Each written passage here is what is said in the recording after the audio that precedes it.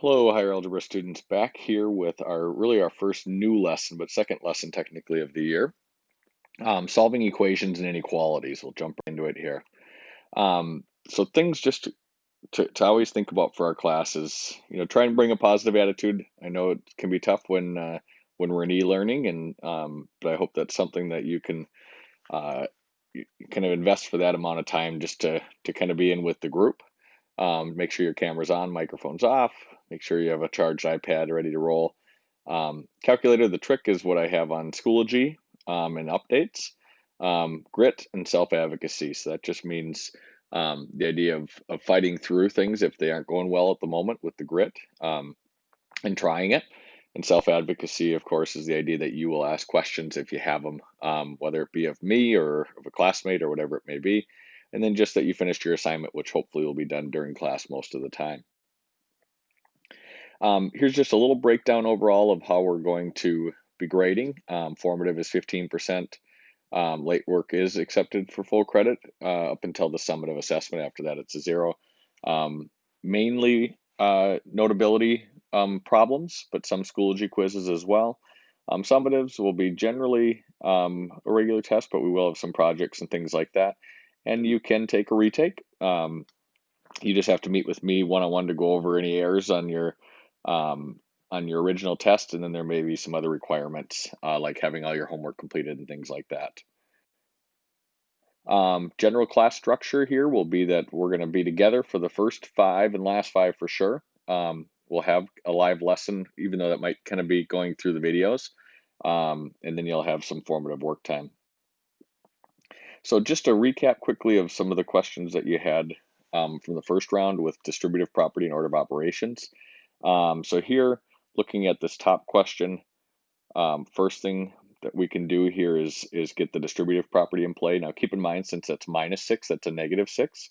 So this actually ends up being 3 minus 6, which is -6 times 1 is a -6, so it's a -6. And then -6 times n is a -6n. So we do have to now combine like terms. Okay, combine like terms just means the 3 and the 6 are both values that do not have a variable with them. So 3 minus 6 is a -3, and then we are minus 6n after that. So there's our final answer there. Looking at the next one, obviously there's a few more steps in this one. Let's start by distributing right out of the gate here in the front. So -5 times 2 would be a -10. And again, there is an x with that one. -5 times -4 is a +20. Okay, and then we have a -10 in there. And then we distribute again. -5 times x would be a -5x. And -5 times 10, distributing right here, would be a -50. And then finally, we added 5x. Okay, now we are going to combine like terms. So let's find here all of our x's. So we've got a -10x, a -5x, and a +5x. So the -5x and the +5x kind of take care of each other. So we have a -10x. And now for the non-x terms, we have a +20, a -10, and a -50. So 20 minus 10 is 10. 10 minus 50 would be a -40. So when you combine all of those, -50 and -10 would be a -60, plus 20 is a -40. So there's our final answer for that one. So that again is just distributive property mainly there, a little of order of operations, but it's really, since it's just addition, subtraction in the end after the parentheses, then it's really just the last two parts of PEMDAS in that situation. Okay, so now today with the new lesson, the objectives here are really to solve multi-step equations and to solve and graph some inequalities. So looking at this, the difference between an equation and an inequality. An equation is really something that has an equal sign.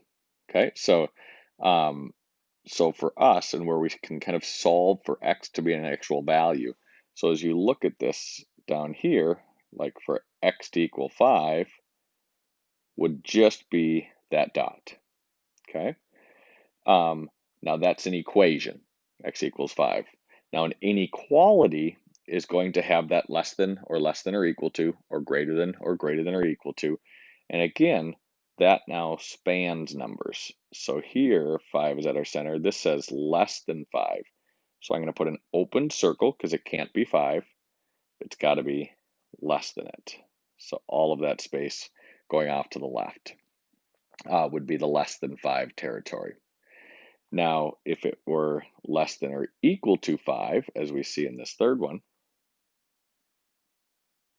now, again, if 5 is the center, let's say, now because it's less than or equal to, now we actually fill in the dot here.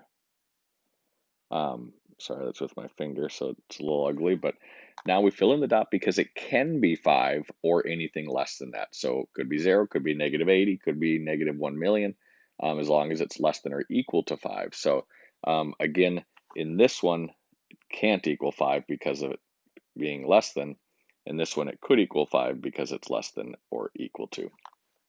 And then these graphs here just show on a number line what would happen. And an equation, of course, is then just the dot alone. Okay, so let's think about these two equations here. What we are seeing in terms of how they are different.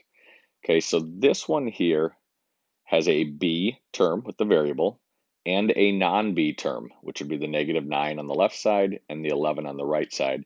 It has both types of terms on both sides, whereas this one here only has the 7 on the right side. So we are just trying to kind of isolate from there. Now, the process of answering these is really quite similar. What we want to do is get all of the b terms on one side of the equal sign and all the non-b terms on the other side of the equal sign. And again, these are equations with that equal sign.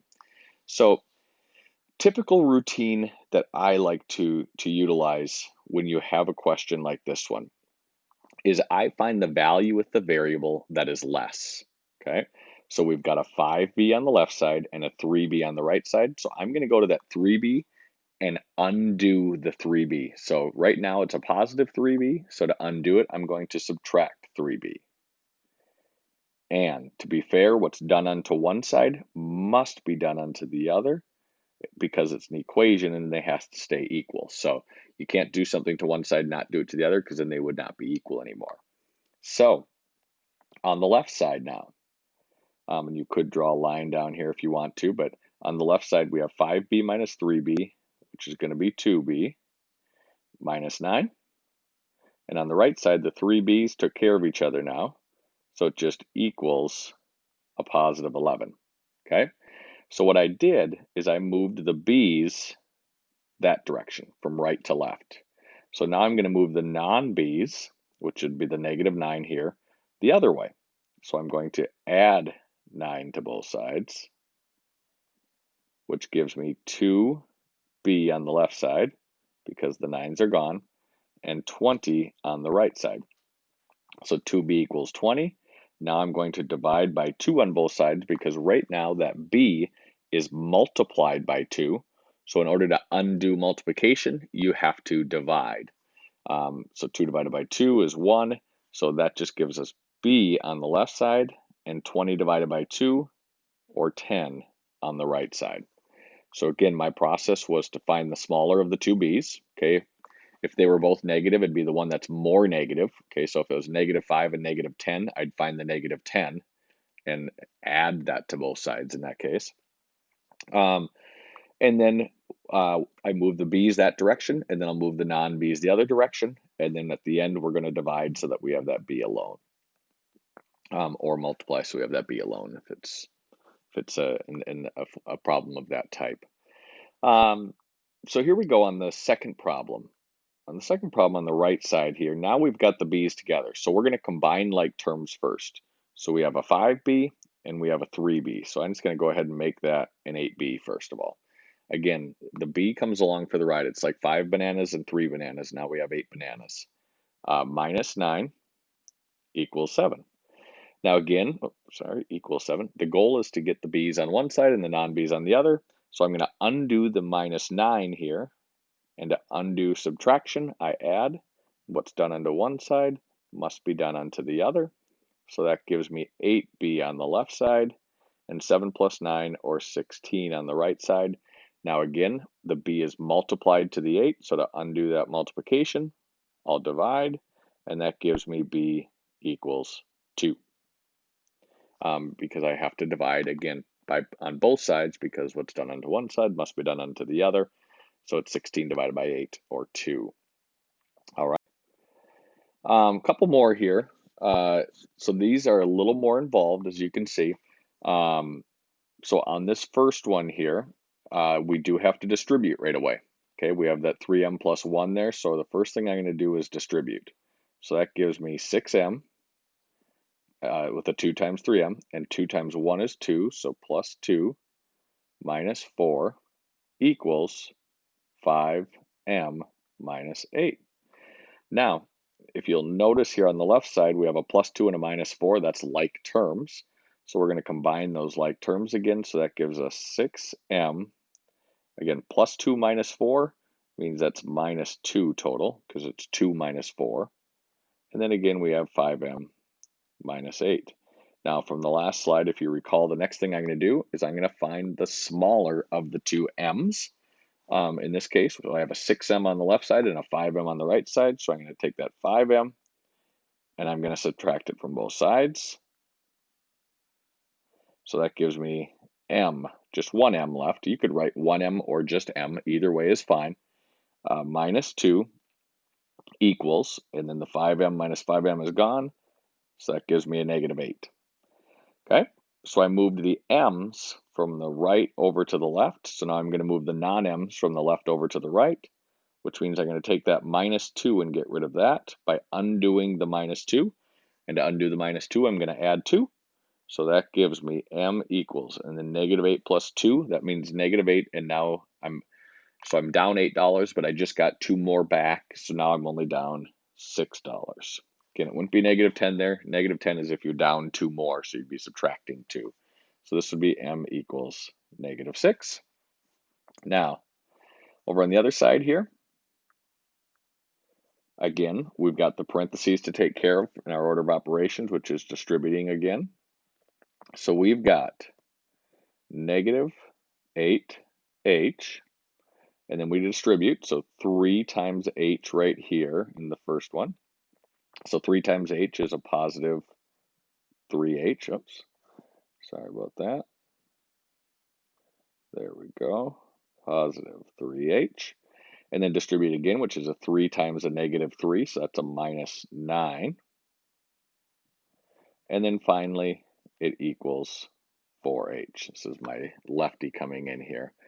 I'll make that 4h a little cleaner at least. Okay, so what we have here is some like terms. We've got a negative 8h and a 3h on this side, so we're going to take adding those up, and that would give us negative 5h, because it's negative 8 and we added 3. We got $3 back, so now we're only $5 down. And then we have a minus 9 equals 4h. Now again, which one's the smaller h? We have an h on both sides. One of them's a negative 5h and one of them's a 4h. Naturally, the negative 5 is smaller. So I'm actually going to add 5h to both sides. And when I add 5h to both sides, that takes away the h's from the left side. So I just have a negative 9 left there. And then I have a 4h and a 5h, which gives me 9h's. Again, like terms, so they keep that h along for the ride. And then finally, 9h needs to just be h. And so how do you undo that multiplication? You divide, and what's done onto one side must be done onto the other. So in the end, h equals negative 1. Because it's negative 9 over 9, since it's a negative over a positive, it stays a negative. All right. Last couple slides here, just a reminder now. In terms of these symbols, so this is a greater than symbol. Okay, this is a greater than or equal to. Okay, so just when we use this terminology, greater than or equal to, this is a less than, and this is a less than or equal to. Okay, those will be important when we get, not just in this lesson, but moving forward, to know the terminology of what a greater than or a less than equals, or looks like, I should say. Again, you're really looking at that whole idea of which direction is Pac-Man eating, and if it's eating to the left, that's greater than or equal to. If it's eating to the right, that's less than or equal to. So when we look at this, we now have inequalities. Okay, so this is now a greater than right here. So we have to be a little more careful. And what we do have to be careful about is just, is the sign going to stay the same, or is the sign going to change? And what makes the sign change is when you bring in the idea of multiplying or dividing by negatives, because that will alter it. So for instance, 5 is bigger than 3, but negative 5 is smaller than negative 3, right? So 5 is bigger than 3, but if I were to make these negatives now, I actually would have to switch the sign, because the negative 5 is more negative than the negative 3. So you do have to be careful with that. It's not going to happen all the time, but if negatives come into play, you have to remember to switch the sign. So let's look at the first one here. Just like before, I now have an S and a non-S on each side. So I'm going to find the smaller s, which is right over here, this s right there, and I'm going to subtract s from both sides. Okay, now that still gives me 5s, so I'm not dealing with multiplying or dividing by negatives yet.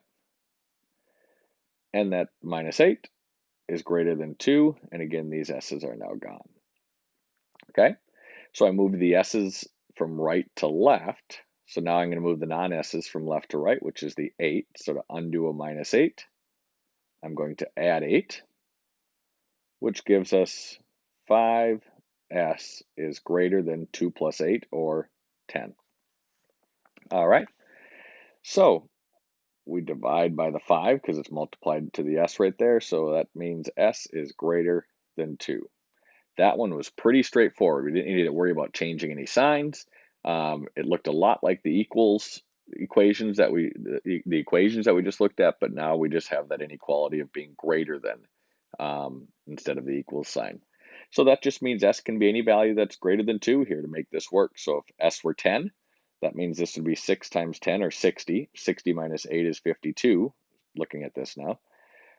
52 is greater than 12, which would be 2 times 10 there. So you can always go back and just throw in a value that's greater than 2 here to make sure it does work, because if it doesn't, for, say, the number 3, that would be an issue, of course.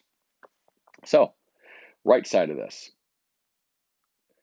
All right, now we've got the a's on the same side already, so we're going to combine like terms. Negative 2 and negative 3 is a negative 5a plus 4, because that's still there, the plus 4. Now that's less than or equal to negative 1. Okay, so we got to get that 4 over, because we want the a's to be alone. So we're going to subtract by 4 on both sides. And now we've got negative 5a is less than or equal to negative 5. Uh-oh, now we've got some negatives. And again, we want the a to be alone. Okay, the whole idea is for the a to be alone in this case. So if right now a is multiplied by negative 5, to get it to be just a, we now have to divide by negative 5. Okay, and what's done unto one side must be done unto the other. All right, so what does that do? Now we talked about the idea of multiplying or dividing by negatives. So what that does here is the negative 5 over negative 5 is just 1, so that's a. Negative 5 over negative 5 here is just 1. Okay, but now when we look at this inequality, because we divided by a negative, and we look back up at that, what I noted up top, because we divided by a negative, we're changing the sign now, so we're actually going to turn this around. Okay, so if a is supposed to be greater than or equal to 1, let's just put the number 5 in. So we'd have negative 2 times 5, so I'm putting it back into the original equation now, plus 4 minus 3 times 5. Is that less than or equal to negative 1, like it's supposed to be? Well, negative 2 times 5 is negative 10, plus 4 is negative 6, minus 3 times 5, which is 15. So we've got negative 6 minus 15, which is negative 21, we are in fact less than or equal to negative 1. Now, just to look at the other side, what if we put the number 0 in? Okay, now keep in mind 0 would not work here in theory.